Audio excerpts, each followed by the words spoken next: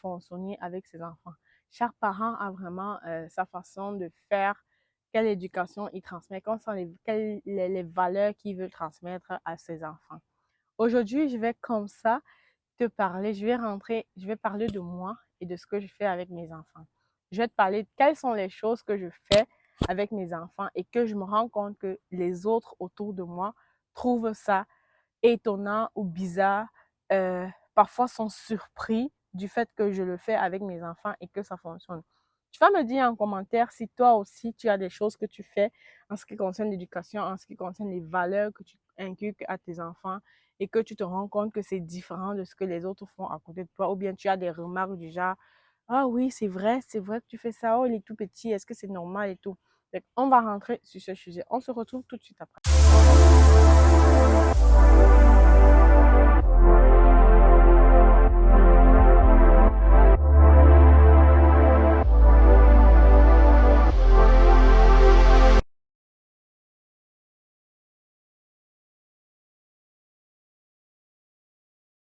Merci d'avoir cliqué sur la chaîne. Merci d'avoir cliqué sur la vidéo. Aujourd'hui, je vais te parler des choses que je fais avec mes enfants et que je me rends compte que les autres autour de moi trouvent ça vraiment différent, que les autres autour de moi sont surpris de me voir faire cela. Je ne sais pas si c'est le cas pour toi. Tu vas me dire en commentaire si c'est le cas. Avant de commencer, je vais me présenter. Je suis Judy Kaye, je vis au Canada. Je suis maman de 2 enfants. Mes enfants sont vraiment encore en bas âge. Bienvenue sur la chaîne Entre Parents. Sur cette chaîne, j'ai 2 volets. En premier, je partage vraiment tout ce qui concerne le développement. J'inspire les parents d'aujourd'hui et je motive les parents de demain. Fait que les nouveaux parents, bienvenue sur ma chaîne. Si tu es parent, si tu penses être parent ou si tu connais quelqu'un autour de toi qui planifie être parent, c'est vraiment important pour toi de lui partager cette vidéo parce que ça pourrait l'aider de lui partager mes vidéos, de t'abonner et puis de liker mes vidéos. Je vais aussi là vous annoncer qu'il y a du nouveau sur la chaîne Entre Parents. J'ai commencé des accompagnements en privé. Fait que je vais te laisser mon adresse courriel qui est entreparents08@gmail.com. Tu peux me laisser des questions ou des inquiétudes, des suivis. Qu'est-ce que tu voudrais que je fasse, pardon. Fait que là, je partage vraiment les astuces avec toi, du terre à terre, vraiment précis, adapté à ton enfant au moment précis. Fait que n'hésite pas à m'écrire, je réponds vraiment à tout le monde. N'hésitez pas à me laisser vos messages.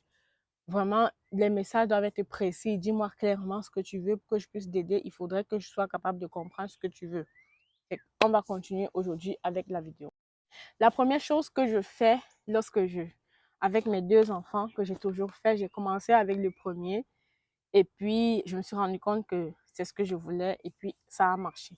Première chose que je fais, c'est vraiment propre à moi, hein, c'est chacun a sa façon de voir. C'est que je ne fais pas d'allaitement exclusif lorsque j'accouche. Je fais de l'allaitement mixte dès le départ. Pourquoi? C'est un choix à moi. Je vais juste donner mes choix. Je vais juste là dire ce que je fais sans explication. C'est des choses que je fais avec mes enfants, que j'ai toujours eu à faire. J'ai fait avec le premier, je l'ai fait avec le deuxième et jusqu'à présent, je n'ai pas de problème à ça.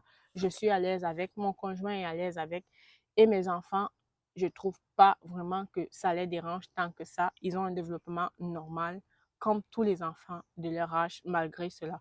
Fait que la première chose, comme je disais, c'est que je ne fais pas d'allaitement exclusif pour le moment. Peut-être avec mes prochaines, peut-être un jour, je vais essayer l'allaitement exclusif.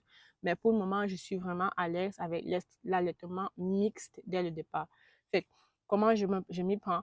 Quand j'accouche, la première semaine, c'est juste de l'allaitement, pas de mixage pour la première semaine. Fait le temps que mon lait, le temps que le bébé stimule ma montée de lait, le temps que le bébé stimule ma production de lait, le temps que le bébé comprenne comment la prise de sein se passe et tout. Après une semaine, je commence le mixage. Je lui donne le lait et le sein. Sans rythme précis, ça va vraiment dépendre. Une journée où je suis trop occupée et que je n'ai pas le temps de m'asseoir pour l'allaiter, 2 ou 3 heures de temps, il va prendre le lait et puis lorsque je serai libre, je vais être capable de m'asseoir tranquillement et de lui donner du sein. le soir, durant les nuits aussi, ça permet que papa est capable de lui donner le lait artificiel ou bien le lait au biberon le temps que moi, je me repose. Une autre chose que je fais avec mes enfants, que je me suis rendu compte que les gens sont surpris lorsque je leur parle de ça, c'est que jamais, jamais je n'allaite mon enfant couché. Ça veut dire que quoi? La nuit, ton bébé pleure, oh, tu as trop sommeil, tu ne veux pas te lever. Fait que tu fais juste prendre l'enfant, le mettre sur le sein et vous restez couché. Ça, c'est quelque chose, ça, c'est quelque chose que je ne fais pas, que je n'ai pas fait avec le premier, avec le deuxième. Je t'avoue que c'est difficile. Parfois, j'y pense. Parfois, j'ai envie de faire. Mais j'ai décidé que non, je ne le ferai pas avec mes enfants. C'est quand c'est le moment d'allaiter, même si c'est la nuit, même si j'ai sommeil, je prends mon bébé, je m'assois vraiment très bien assise, en position assise, et j'allaite mon bébé. Quand j'ai fini, je vais passer 2-3 moments avec lui, tant qu'il rôde et tout. Et après, je le recouche dans son berceau et moi, je me couche. Fait que chacun a vraiment sa période. Pas d'allaitement couché. Pas d'allaitement la nuit couché ou en journée pour X ou Y raison. Pour le moment, je n'ai pas eu besoin de le faire. J'espère que ça va être le cas. Une autre chose que je fais aussi avec mes enfants, que je me suis rendu compte que les autres trouvent ça bizarre ou différent, c'est que mon enfant, dès le premier jour, il dort dans son lit, jamais dans mon lit à moi. Il passe des moments avec moi dans mon lit, mais pour les dodos, pour le sommeil, c'est dans son lit. De 0 à 8 mois, il est dans ma chambre, mais dans son lit, toujours et toujours. Je l'ai fait avec mon premier, je l'ai fait avec mon deuxième et je n'ai eu aucun problème à ça. Autant de fois qu'il va se réveiller, je vais le prendre, je vais changer sa couche s'il a fait caca, je vais le donner à boire s'il veut boire, mais pour dormir, c'est retour dans son lit. Tu vas me dire en commentaire vraiment si tu trouves que ce que je suis en train de citer, ce sont des choses que toi tu fais ou tu trouves que je devrais faire différemment pour un prochain accouchement. Laisse-moi savoir en commentaire. Une autre chose que je fais aussi avec mes enfants, c'est que à partir de 8 mois, je commence à arrêter de faire dormir bébé dans les bras. Entre 0 et 8 mois, j'alterne. C'est pas vraiment constant, c'est pas précis. Il y a les jours où je vais le faire dormir dans les bras, ou il y a les jours s'il est trop, je trouve qu'il est trop excité ou il est trop énervé, je vais le coucher dans son lit pour qu'il s'endorme tranquillement tout seul. Mais c'est vraiment, là, je vais vraiment à ses besoins ou à mon programme de la journée si j'ai le temps ou pas. Mais à partir de 8 mois, la première chose que je fais, c'est que déjà, à partir de 8 mois, lorsque bébé est capable de se retourner du ventre au dos, tout seul, à l'aise, sans avoir de difficultés, que j'observe vraiment, je prends le temps d'observer, je me rends compte qu'il n'a plus de difficultés à le faire. Il sort de ma chambre, il se retrouve dans sa chambre à lui. Ça veut dire que lui et moi, on ne dort plus dans la même chambre à partir de 8 mois. Une autre chose que je fais, c'est que j'arrête de l'endormir dans les bras avant de le coucher. Oui, par moment, il peut s'endormir dans les bras. Peut-être si on est en train de jouer, que je me rends compte que je lui ai donné le biberon et il s'est endormi. Oui, je ne vais pas le réveiller parce que je ne veux pas qu'il dorme dans les bras. Non. Mais dire que les moments de sieste, quand c'est l'heure de sieste, s'il a sommeil, je vais le porter dans son lit et je le laisse s'endormir tout seul. Fait à partir de 8 mois, j'arrête vraiment d'endormir mon enfant dans les bras. Je l'habitue à s'endormir tout seul dans son lit.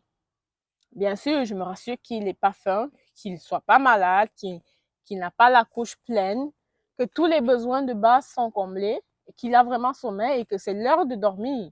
À l'heure de la sieste, c'est l'heure de la sieste. On fait la routine, il mange, on le débarbouille, on change la couche et hop, on le met dans son lit et il doit s'endormir tout seul. Quand il se réveille, même si c'est 30 minutes après ou 20 minutes après ou 1 heure de temps après, dès qu'il se réveille, je m'en vais le chercher. Et aussi, quand je le couche, pour qu'il s'endorme tout seul, bien sûr, si je le couche, je sors, j'attends peut-être 5 minutes, je me rends compte qu'il est toujours en train de pleurer, je vais retourner pour voir. Peut-être qu'il n'a pas sommeil à ce moment précis. Fait que là, je le sors et il joue et il fait autre chose. Je ne vais pas l'endormir dans mes bras, je vais le sortir. Mais si je le sors et que je me rends compte qu'il est encore fatigué, je le retourne dans son lit. Ça veut dire que là, il ne veut juste pas s'endormir tout seul. Fait que je le retourne encore dans son lit. Normalement, quand j'ai essayé avec mon premier et mon deuxième, après 2 fois, 3 fois, il finit par s'endormir tout seul. Une autre chose aussi que je fais avec mes enfants, ça c'est vraiment la chose où j'ai eu plus de remarques dessus.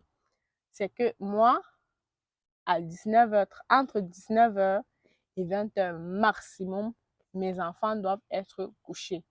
Peu importe, lorsque nous sommes à la maison, entre 19h et 20h, mes enfants sont couchés. Fait que même si tous mes proches savent que si tu veux venir me rendre visite et que tu as espoir de voir mes enfants debout, viens avant 19h, 20h. Parce que moi, à 20h, je le couche. Je les couche les deux. Actuellement, c'est rendu, les deux ont la même routine. 19h, 20h, je les couche. Fait que c'est à toi de t'arranger. On a de la visite ou on n'a pas de la visite. Quand il est l'heure du dodo, je prends mon tout petit, je fais sa routine. Il a mangé, j'ai changé sa couche, j'ai fait le bain et je le couche. Et parfois, les gens me demandent, est-ce qu'il va dormir? C'est pas trop tôt. Il va pas se réveiller la nuit. J'ai eu tellement de remarques à ce sujet, je peux même pas compter. Si mes proches passent, si vous passez par ici, laissez-moi des likes pour prouver que je dis la vérité. Pardon, laissez-moi des likes. Vous qui m'avez déjà posé cette question en ce qui concerne le fait que je couche mes enfants toujours entre 19h et 20h. Maintenant, en cas d'exception, ça veut dire quoi? J'ai une famille qui vient me rendre visite et que eux aussi, ils ont des enfants.